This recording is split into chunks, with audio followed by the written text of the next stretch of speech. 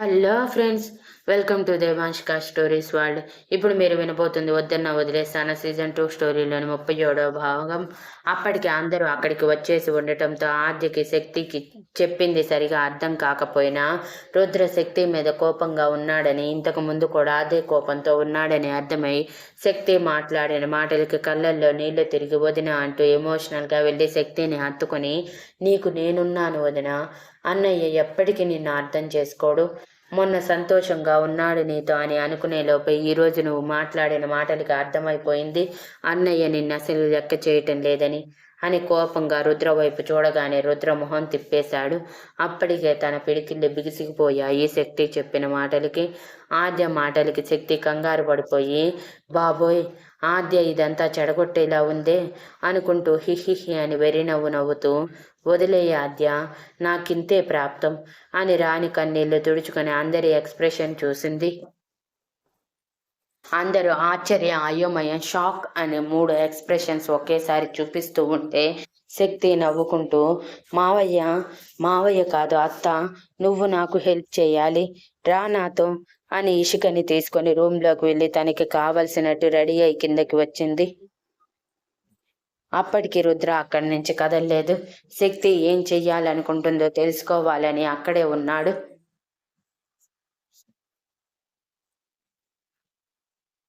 ఇంతలో శక్తి collar neck jacket ఉన్నది, అది కూడా ఫుల్ హ్యాండ్స్ది వేసుకొని వస్తే కాళ్ళకి సాక్స్ కూడా వేసుకొని వచ్చింది. అదంతా చూసిన రుద్రకి చాలా కోపం వచ్చింది. తన మనసులో, నేనేమైనా దీనిని నా పిల్లమని చెప్పుకోవద్దని చెప్పానా, కాలేజీకి పోతుందంట, అది కూడా పెళ్లి కాని అమ్మాయిలా, సిగ్గు ఉండాలి కొంచెమైనా ఇలా చెప్పుకోవటానికి, ఇందుకు కాదు నేను దీనిని కొట్టేది అని చాలా చాలా కోపంగా చూస్తుంటే రుద్ర చూపుకి శక్తికి భయం వేస్తున్నా, లేదు లేదు, నేను తగ్గకూడదు, మావయ్య చెప్పాడు కదా అనుకుంటూ అక్కడే ఉన్న నర్మదా సాగర్లతో, సరే డాడీ, నా కార్ తీసుకొని కాలేజ్కి వెళ్తున్నాను, రావటానికి లేట్ అవ్వచ్చు, తెలుసు కదా నా ఫ్రెండ్ సర్కిల్ గురించి అని చెప్పి రుద్రకి ఒక యాటిట్యూడ్ లుక్ ఇచ్చి ఇంటికి వెళ్తే వెనకే వచ్చిన రుద్ర శక్తి సాగర్ ఇంటిలోకి వెళ్ళటం చూసి వెనకే వెళ్ళాడు. వెనకే వేణు రావటంతో, నువ్వు ఆఫీస్కి వెళ్ళరా, నాకు ఇంపార్టెంట్ వర్క్ గుర్తుకు వచ్చింది, అది కంప్లీట్ చేసుకొని వస్తాను అని వేణుని పంపించేశాక సాగర్ వాళ్ళు వెళ్ళిపోయారని చూసి వాళ్ళతో పాటు ఇష్వాన్, ప్రజ్ఞ, ఇషిత వాళ్ళు కూడా వెళ్ళిపోవటంతో పెద్దవాళ్ళు లోపలే ఉండటంతో ఇంకా శక్తి ఇంటి నుంచి బయటికి రాకపోవటంతో ఇదే ఛాన్స్ అనుకొని ఎవరూ చూడకుండా గబగబా సాగర్ ఇంట్లోకి వెళ్ళి మెయిన్ డోర్ క్లోజ్ చేశాడు. అప్పుడే శక్తి తన కాలేజ్ బ్యాగ్ తగిలించుకొని కార్కి స్వేలికి తిప్పుకుంటూ, బావా బావా పన్నీరు అయిపోతావా అల్లుడు అని పాడుకుంటూ కిందకి వస్తూ రుద్రని అక్కడ చూసి ముందు షాక్ అయినా తర్వాత అది ఎక్స్పెక్ట్ చేసిందే కాబట్టి లోపల నవ్వుకుంటూ, నువ్వేంటి బావా ఇక్కడ, నీకు ఈ ఇంట్లో అడుగు పెట్టడం ఇష్టం లేదు కదా బావా, నీకు నేనంటే నచ్చను కదా అని మూతి తిప్పుకుంటూ అంటుంటే రుద్ర తన మాటల్ని పట్టించుకోకుండా శక్తి చేతిని గట్టిగా పట్టుకొని దగ్గరికి లాగి, నీ రూమ్ ఏది అని సీరియస్గా అడిగాడు. ఎందుకు బావా, నా రూమ్లో కాపురం పెట్టేస్తావా ఏంటి అని శక్తి హుషారుగా అడిగితే రుద్ర కొట్టేలా చూస్తూ, అడిగిన దానికి మాత్రమే సమాధానం చెప్పు అని అన్నాడు.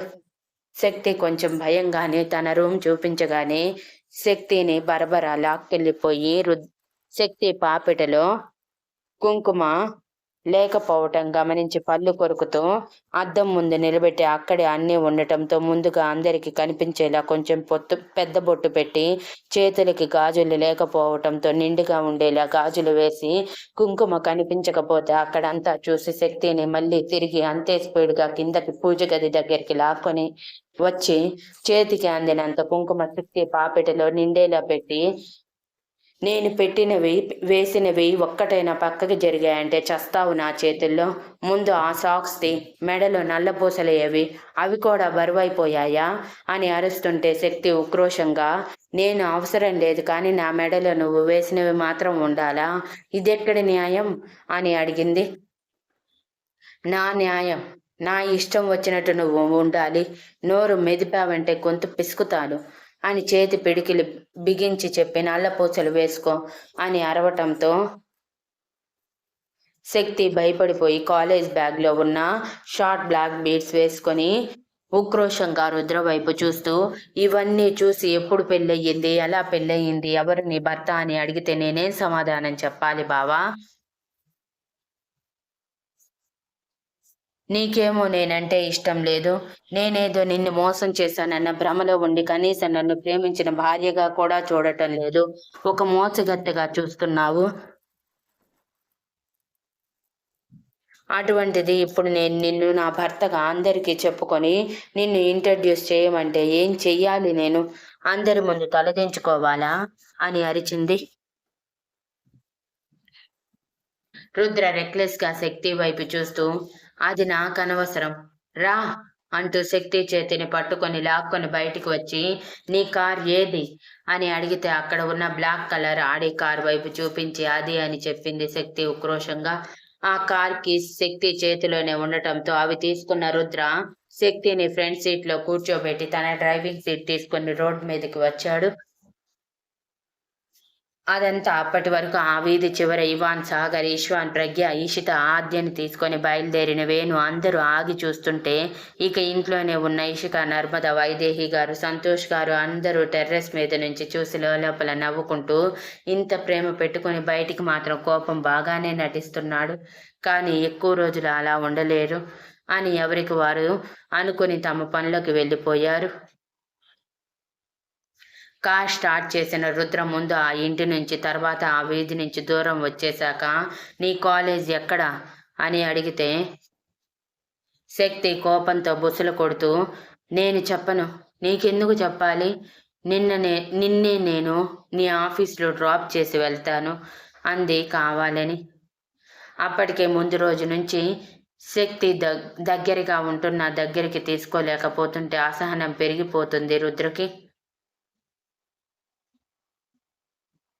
దానికి తోడు ఇప్పుడు శక్తి మాటలు ఇంకొంచెం కోపాన్ని రప్పించటంతో కార్ని సడన్గా పక్కకి ఆపి తన రెండు బుగ్గలు ఒత్తి పట్టుకొని, నాకు కోపం తెప్పించే పని చేయాలని ఫిక్స్ అయినట్టున్నావుగా, అవ్వు, నీ ఇష్టం, ఎంతసేపు ఇలానే ఉంటావో ఉండు, నేను కూడా ఈ కార్ కదిలించను అని చెప్పి రుద్ర సైలెంట్గా తన డ్రైవింగ్ సీట్లో కూర్చొని సీట్ అడ్జస్ట్ చేసుకుంటుంటే రుద్ర అన్నంత పని చేస్తాడేమోనన్న టెన్షన్తో శక్తి కాలేజ్ నేమ్ చెప్పి బుంగమూతి పెట్టుకొని కూర్చొని, అసలు నీ మనసులో నా గురించి ఏం ఫీలింగ్ ఉంది బావా, చెప్పొచ్చు కదా?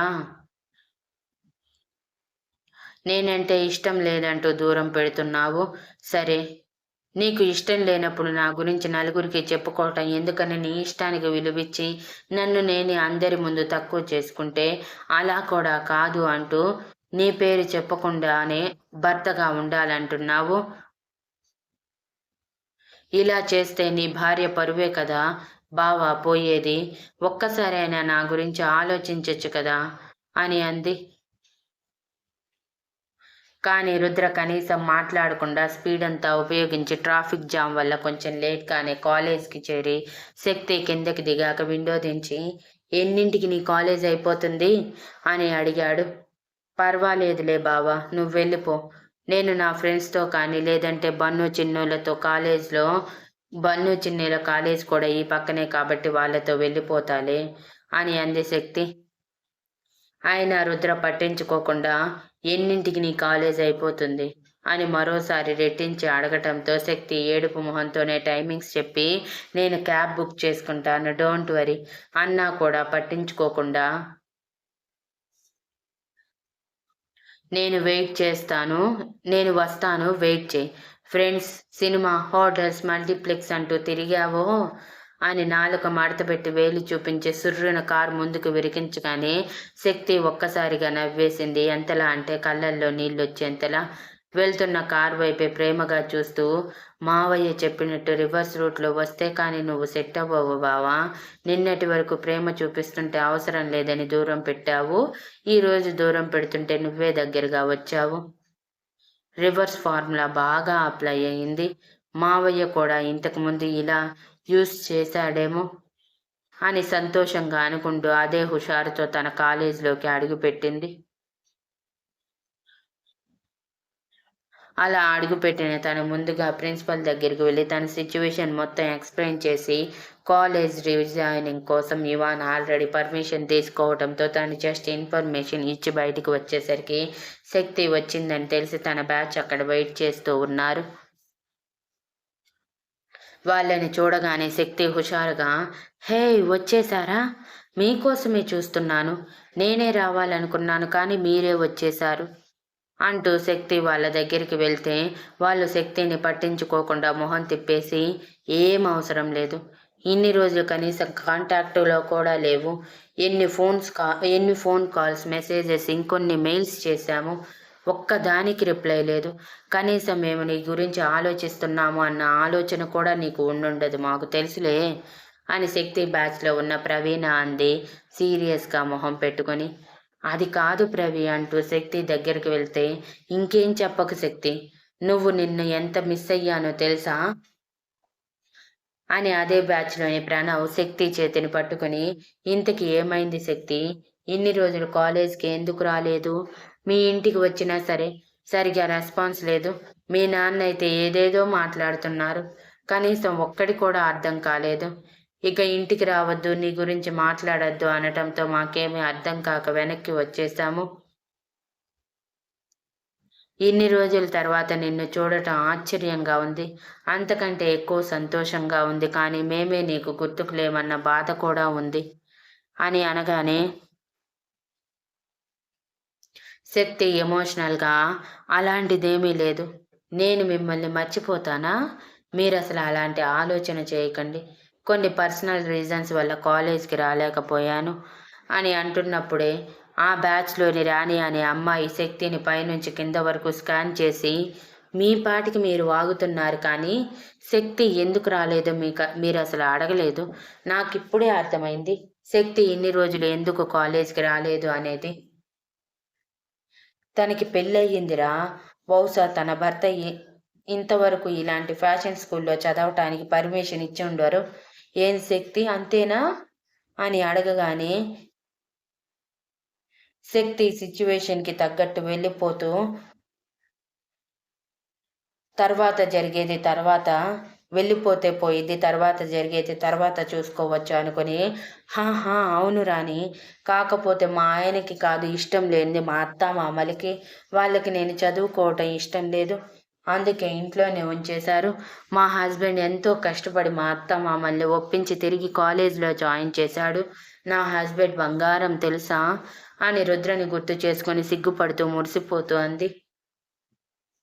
అదంతా వాళ్ళకి 5 అడుగుల దూరంలో చేతులు కట్టుకొని చూస్తూ వింటూ ఉన్నాడు రుద్ర విత్ ఎక్స్ప్రెషన్లెస్ ఫేస్తో.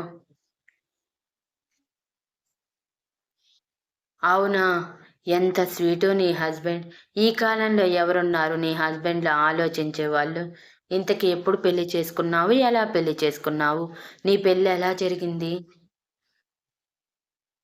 కనీసం పెళ్లి చేసుకున్నావని మాకు ఒక్క మాట కూడా చెప్పలేదు.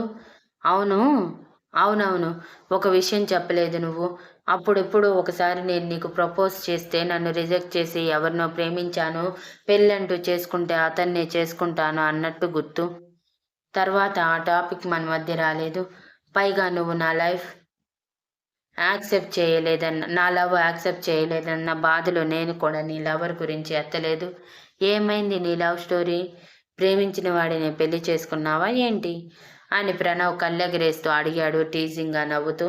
ఆ మాటలకి శక్తి వెర్రి నవ్వుతూ ఏం చెప్పాలో అర్థం కాక చేతులు నలిపేసుకుంటూ ఉంటే మధ్యలో రాణి దూరి, రే యాపరా, నువ్వేదో సిన్సియర్ లవర్ అన్నట్టు మాట్లాడుతున్నావు, అది రిజెక్ట్ చేయగానే ప్రణవిని పెట్టుకున్నావుగా లైన్లో అనగానే ప్రణవి కొరకొర ప్రణవ్ వైపు చూస్తుంటే ప్రణవ్ బిక్కమొహం వేసుకుని, ఓసే, నీకు తెలుసు కదే నేను శక్తికి ఐ లవ్ యూ చెప్పిందే ప్రణవిని లైన్లో పెట్టుకోవటానికి అని, నీకు తెలుసు మేము ఎప్పటి నుంచో లవ్ చేసుకుంటున్నాం కానీ బయటపడలేదని, అందుకే కదా శక్తి హెల్ప్తో ఈ ట్రిక్ యూజ్ చేసి దీన్ని మనసులో నేను ఉన్నానని తెలుసుకుంది అని అన్నాడు ప్రణవ్ ప్రణవిని ఎలా అయినా కన్విన్స్ చేయాలని. హాహా! గుర్తుంది. నువ్వు గుర్తు చేయాల్సిన అవసరం లేదు. అండ్ ఇంకో విషయం మర్చిపోతున్నారు మీరు. మనకి శక్తి ఫ్యామిలీ గురించి తెలుసు. తనకి ఇష్టమైన దానిని ఎప్పుడూ కాదనరు అని చెప్పి శక్తి వైపు చూస్తూ, సో నువ్వు నీ ఫ్యామిలీని ఒప్పించి ఇంత హడావిడిగా నువ్వు ప్రేమించిన అబ్బాయినే పెళ్లి చేసుకున్నావు కదా! అని అడిగింది. అది విని అది అని శక్తి చెప్పటానికి కష్టపడుతూ ఉంటే, ఆపండి అంటూ ప్రణవి మధ్యలో దూరి, మీరు శక్తి చెప్పింది మర్చిపోయారా? శక్తి ప్రేమించిన అబ్బాయికి వెనక ముందు ఎవరూ లేరు. ఒక చెల్లెలు, బావ అనే రిలేషన్ తప్ప. ఇంకెక్కడి నుంచి వచ్చారు తల్లిదండ్రులు?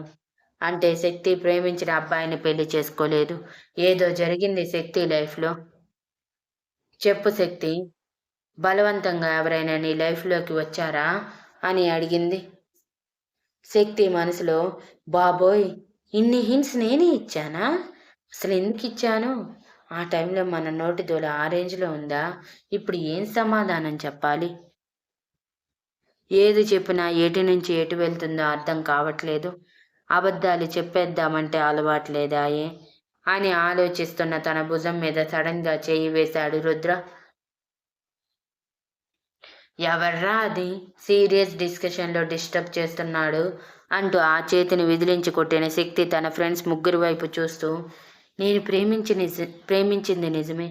కానీ నేను పెళ్లి చేసుకుంది మాత్రం అని శక్తి చెప్తూ ఉండగానే, నన్ను అంటూ శక్తి పక్కకి వచ్చి నిలబడ్డాడు రుద్ర కొరకొర ప్రణవ్ వైపు చూస్తూ. సడన్‌గా రుద్ర వాయిస్ వినిపించడంతో శక్తి కళ్ళు పెద్దవి చేసి భయంగా పక్కకి చూసి, బావా అని లోగొంతుతో పిలవగానే రుద్ర కొరకొర శక్తి వైపు చూస్తూ, నీకు నేనేం చెప్పాను? నువ్వేం చేస్తున్నావు? నువ్వు ఎవరితో మాట్లాడటం చెయ్యొద్దని చెప్పాను కదా! ముఖ్యంగా మగవాళ్ళతో అని ప్రణవ్ వైపు వేలు చూపిస్తూ అన్నాడు. శక్తి రుద్ర ఫోటోని వాళ్ళకి చూపించకపోవటంతో శక్తి ప్రేమించింది రుద్రని అని తెలియకపోవడంతో బలవంతంగా రుద్ర తనని పెళ్లి చేసుకున్నాడు అన్న ఇమాజినేషన్‌లోకి వెళ్ళిపోయిన ముగ్గురు రుద్ర అరుపుకి అదే నిజమని ఫిక్స్ అయిపోయి, ఓయ్! ఏంటి నీ భార్య మీద అరుస్తున్నావు? గృహహింస కేస్ పెట్టాలా ఏంటి నీ మీద? అయినా మా శక్తి వేరొకరిని ప్రేమించినా ఎలా పెళ్లి చేసుకున్నావు నువ్వు? అంటుంటే శక్తి వాళ్ళని ఆపటానికి, ఆపండ్రా ముందు, నేను చెప్పేది వినండి అంటుంటే రుద్ర శక్తి భుజం చుట్టూ చేతిని వేసి వెనక నుంచి హత్తుకున్నట్టే నిలబడి నోరు మూసేశాడు. ఇక ఇంటి నుంచి బయలుదేరిన ఈషిత డైరెక్ట్‌గా తను ముందుగా మోక్షిత్ దగ్గరికి వెళ్ళింది. ఎంత మనసుని కట్టడి చేసుకోవాలి, మోక్షిత్ దగ్గరికి వెళ్ళకూడదు అనుకున్నా పదే పదే రాత్రంతా తన కోసం మేల్కొని మరీ తనకి మెసేజ్ చేస్తూ తన విష్ కోసం ఎంతో ఆతృతగా ఎదురు చూడటంతో పాటు తను అవాయిడ్ చేయటం వలన మోక్షిత్ బాధపడింది కూడా గొంతులో తెలియటంతో మనసంతా భారంగా మారి ఒక్కసారి మోక్షిత్‌ని చూసి వెళ్ళిపోదామనుకుని మోక్షిత్ ఇంటికి వెళ్ళింది. తను వెళ్ళేసరికి మాధవన్ గారు టిఫిన్ చేసి ఆఫీస్‌కి వెళ్ళిపోతే, రక్షిత్ గారు టీవీ చూస్తూ కూర్చున్నారు. మోక్షిత్‌ని టిఫిన్ టైం అప్పుడు ఎంత నిద్ర లేపినా లేవలేదు. పైగా ఇప్పుడు డిస్టర్బ్ చేయొద్దు అని గట్టిగా చిరాకు పడటంతో రాత్రంతా ఇషిత గురించి ఆలోచిస్తూ, తన లైఫ్ గురించి ఆలోచిస్తూ నిద్రపోలేదు అనుకున్న రక్షిత గారు కూడా ఇక కదిలించలేదు. ఇంతలో ఇషిత లోపలికి వస్తూ, హాయ్ ఆంటీ అని పలకరించగానే రక్షిత గారు కంగారుగా ఇషిత వైపు చూస్తూ, అయ్యో ఇషు, వస్తున్నట్టు ఒక్క మాట చెప్పాల్సింది కదా, ఏర్పాట్లు చేసుకునేదానిని. అయినా ఎలా వచ్చేశావు? కొత్త పెళ్లి కూతురివి. ఈ ఇంటి కోడలుగా మొదటిసారి ఈ ఇంట్లో అడుగుపెట్టేటప్పుడు ఎన్ని సాంప్రదాయాలు ఉంటాయో తెలుసా? అని అన్నారు. ఈషిత రక్షిత గారిని ఆపి చిరునవ్వుతో, ఇప్పుడు నేను మీ ఇంటి కోడలుగా ఈ ఇంట్లో అడుగు పెట్టలేదు ఆంటీ. కేవలం మీ కొడుకు ఫ్రెండ్‌గా మాత్రమే వచ్చాను. మీ కొడుకు నేను చెప్పింది చేసి నన్ను ఇంప్రెస్ చేశాక మీరు అడగకుండానే మీరు కోరినవన్నీ చేస్తాను సరేనా? ప్రస్తుతానికైతే మోక్షిత్ ఎక్కడ ఉన్నాడో చెప్పండి అని అడిగింది. మోక్షిత్ ఇప్పుడు తన రూమ్‌లోనే ఉండి ఉంటాడని తెలిసినా కూడా ఎదురుగా ఉన్న పెద్దవాళ్ళని అడగకుండా రూమ్‌లోకి వెళ్ళటం మర్యాద కాదని. పాపం వాడు రాత్రంతా నీ గురించి ఆలోచిస్తూ నిద్రపోలేదేమో ఇషు. ఇందాకే నిద్రపోయినట్టు ఉన్నాడు. నేను నిద్ర లేపినా లేవలేదు అనగానే ఇషిత పళ్ళు కొరుకుతూ, ఎవరు నిద్రపోవద్దన్నారు ఆంటీ? నైట్ అంతా మెసేజెస్ చేస్తూ మేల్కొని ఉండవని నేను చెప్పానా? వాడికి పిచ్చి బాగా ముదిరిపోతుంది ఆంటీ. నైట్ టైం వాడి దగ్గర నుంచి ఫోన్ లాగేసుకోండి, లేదంటే వాడి ఆరోగ్యం దెబ్బతింటుంది అని సీరియస్గా చెప్పి మోక్షిత్ రూమ్లోకి వెళ్ళింది ఇషిత. తను వెళ్ళేసరికి మోక్షిత్ ఏసీ టెంపరేచర్ అడ్జస్ట్ చేసుకొని ముసుగుదాన్ని హ్యాపీగా నిద్రపోతూ కనిపించాడు.